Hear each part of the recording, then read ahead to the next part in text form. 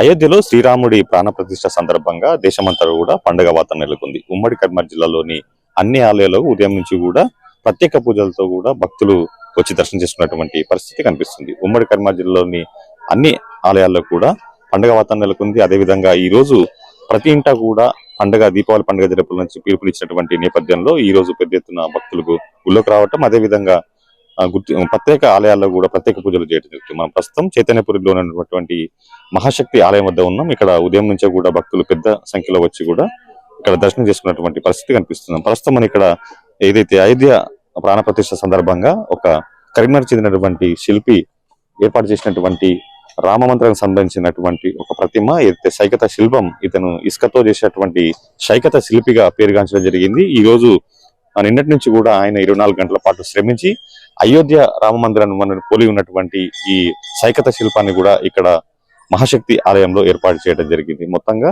దాదాపుగా 2 రోజుల పాటు కూడా ఈ శిల్పి శ్రమించి కూడా ఈ ప్రత్యేకమైనటువంటి శైకత శిల్పాన్ని ఇక్కడ ఏర్పాటు చేయడం జరిగింది. దీన్ని చూసేందుకు కూడా పెద్ద ఎత్తున భక్తులు ఇక్కడికి రావడం జరుగుతుంది. ఇక మనం ఇక్కడ చూడొచ్చు, మహాశక్తి ఆలయంలో కూడా పెద్ద ఎత్తున కూడా భక్తులు వచ్చి ప్రత్యేక దర్శనం చేసుకుంటున్నారు.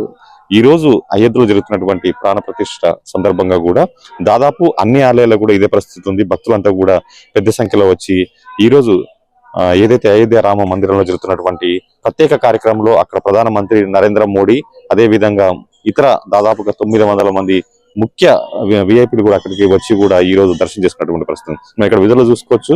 కరీంనగర్ ఎంపీ బండి సంజయ్ కూడా కొద్దిసేపటి క్రితం ఇక్కడ రావడం జరిగింది. ఆయన ఇక్కడ పూజా కార్యక్రమాలు కూడా పాల్గొంటున్నారు. మొత్తంగా ఈ రోజు మహాశక్తి ఆలయంలో జరిగినటువంటి ఈ రోజు ఉదయం ప్రత్యేక పూజలు జరగనున్నాయి. ఆ తర్వాత మధ్యాహ్నం తర్వాత ఇక్కడ బీజేపీ కావచ్చు, లేకపోతే హిందూకు సంబంధించిన హిందూ బంధువులంతా కూడా ఒక ప్రత్యేకమైనటువంటి ర్యాలీ తీస్తున్నారు. మహాశక్తి ఆలయం, అదేవిధంగా టవర్ సర్కిల్, తెలంగాణ చౌక్ వారు కూడా